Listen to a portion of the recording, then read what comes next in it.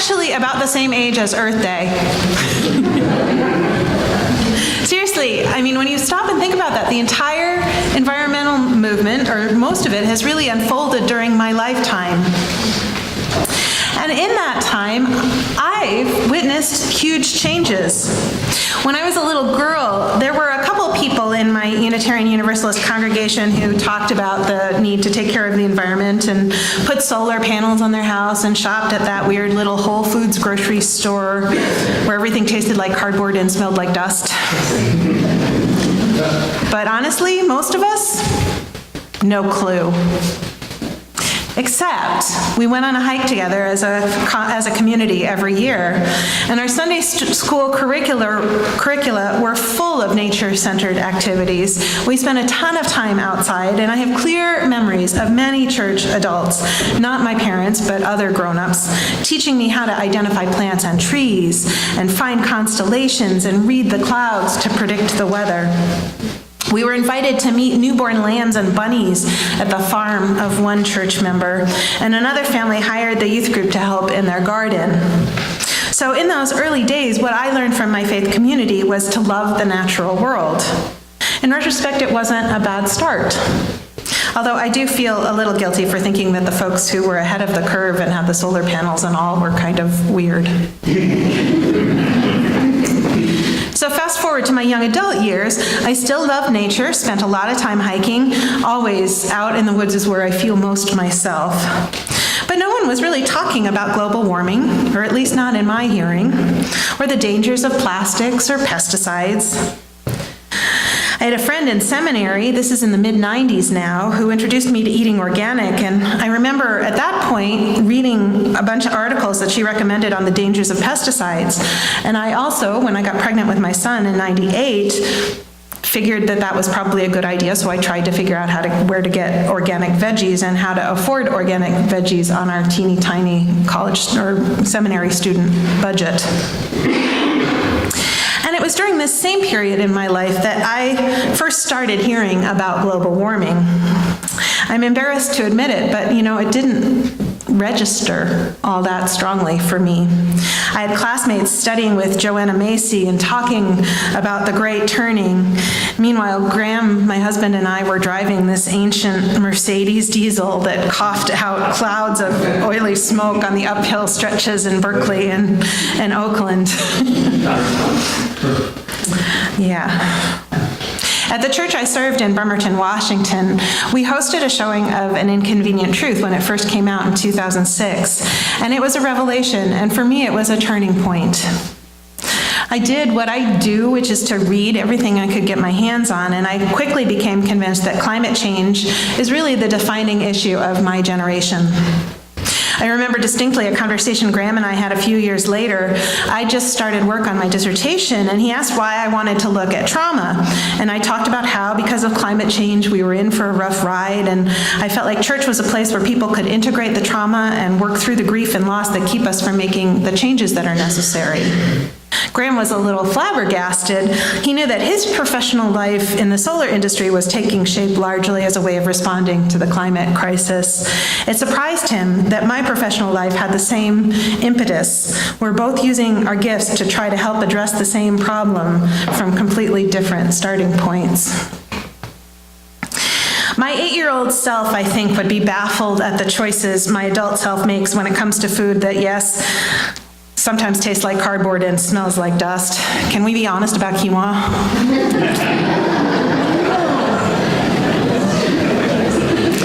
I also eat way more greens than I would have ever thought possible. Anyway, my 18-year-old self, wrapped up in the changing geopolitical situation and the disintegration of the Soviet Union, would be shocked at my decision to move to a small town, seeking peace and quality of life, looking to act locally and leaving the global thinking to others. My 25-year-old self would giggle at my overabundant collection of reusable shopping bags. I am so far from perfect. On my to-do list, I really want to restructure my life so that I have enough time to walk or bike more. I want to reduce the amount of meat we consume as a family, and I really want to get rid of a bunch of my lawn. But but I've come a long way. There's been a lot of change just in one half of one life. So think about it for a minute. I mean, haven't you come a long way too? Your understanding? National Geographic offers up a list of 48 environmental victories since the first Earth Day. And here are some, but not all of them.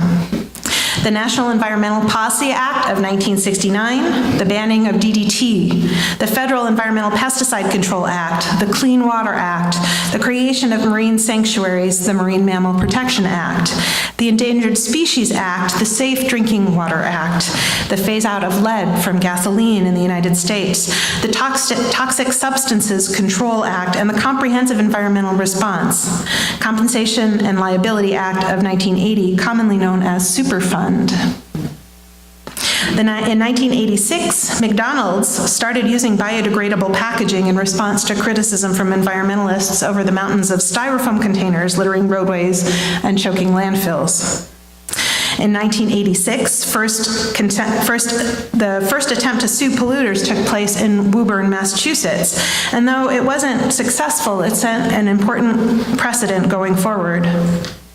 We managed to ban chlorofluorocarbons, and the ozone hole is now healing. The Water Quality Act of 1987 created the Clean Water State Revolving Fund, which helped finance the upgrade of water systems across the country to clean up sewage. The 1988 Medical Waste Tracking Act compelled healthcare providers to treat their waste seriously and make sure it got disposed of properly. The U.S. Green Building Council was founded, helping kick off a revolution in environmentally friendly design that continues to grow each year. At the Convention of Biological Diversity, nations around the world pledged to work to protect biodiversity. Gray wolves returned to Yellowstone. Bald eagles are no longer on the endangered species list. Hybrid cars are increasingly popular. Electric cars are coming along. We have tougher fuel economy standards. Cities, neighborhoods, and more are evaluated on how pedestrian-friendly they are.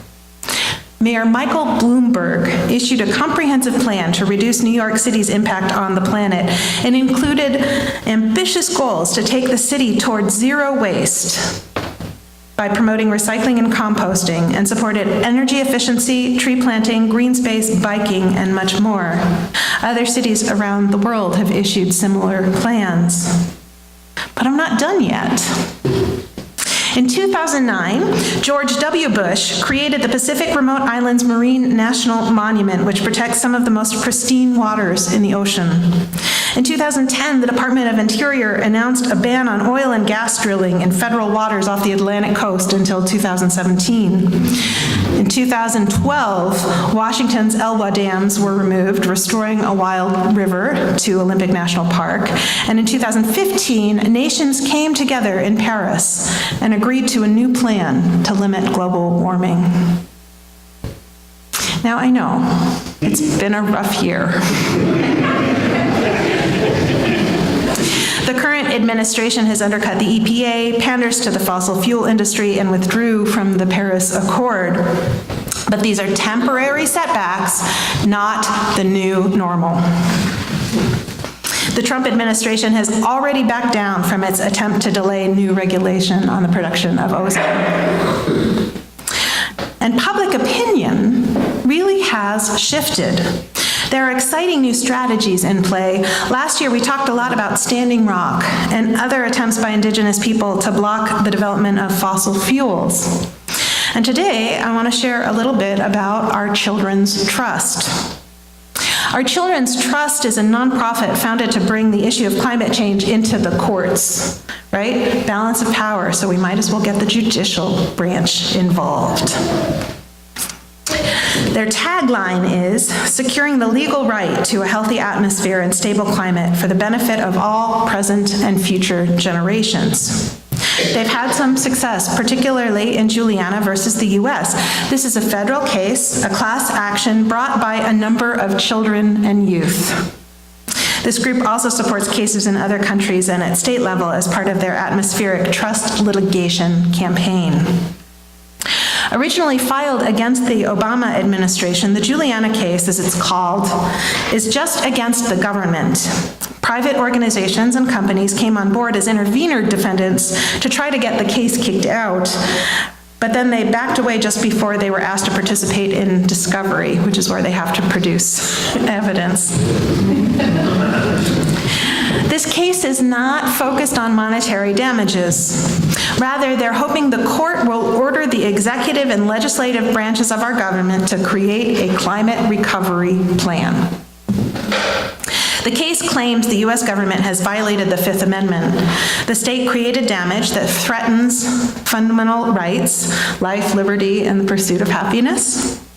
It alleges that because youth and future generations will bear the brunt of climate change, the state's actions or inactions, to a large extent, are actually discriminatory against young people.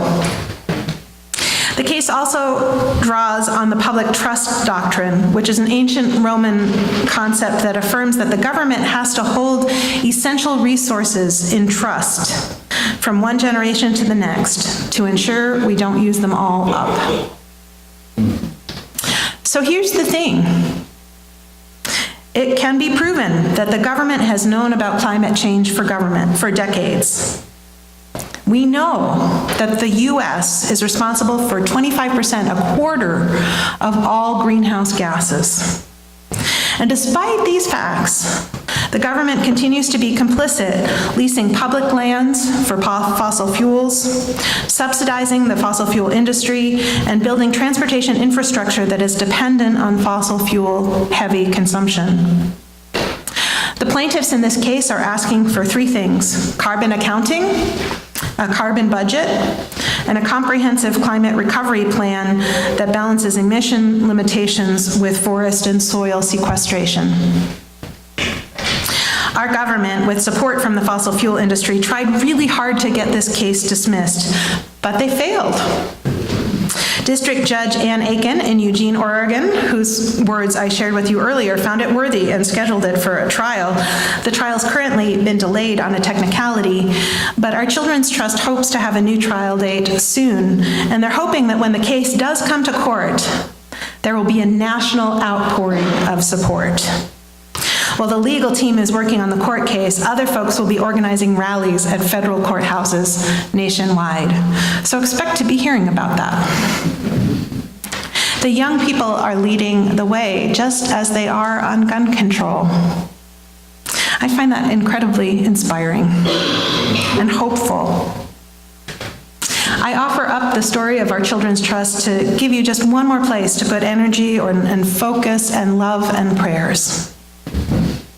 Joanna Macy writes, "Active hope is not wishful thinking. Active hope is not waiting to be rescued by some savior. Active hope is waking up to the beauty of life on whose behalf we can act. We belong to this world.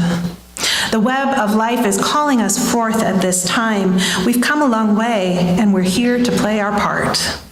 With active hope, we realize that there are adventures in store, strengths to discover, and comrades to link arms with.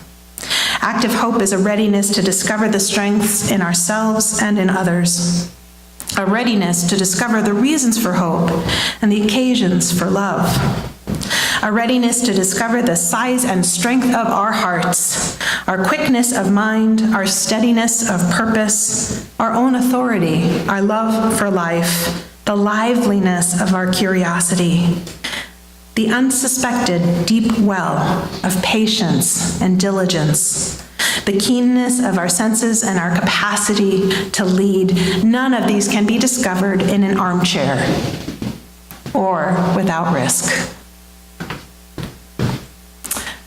So we do the small things, the reusable shopping bags, carpooling, walking or biking to church and school, shopping mindfully, and we support the big things like our Children's Trust and Standing Rock and Earth Day itself.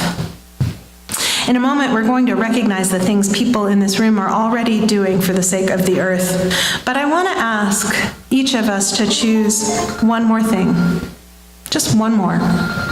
There's a list of organizations working locally on environmental issues in your order of service. You can choose one. We also have 30 trees to give away. 30 trees. 20 white pine and 10 syringa. Now, if you have a spot to put one and the time to care for it, please come forward and take one home after the service is over. Trees naturally sequester up to 48 pounds of carbon dioxide each year. And if we run out, the Tree Commission gives out free trees on Arbor Day too, right? Right. We have a responsibility to future generations and to each other. We'll continue to learn, we'll continue to change, and in the midst of this inevitable back and forth, we will find the things that are ours to do, both big and small, the things that will help make a difference. So be it, and so may it be. Now,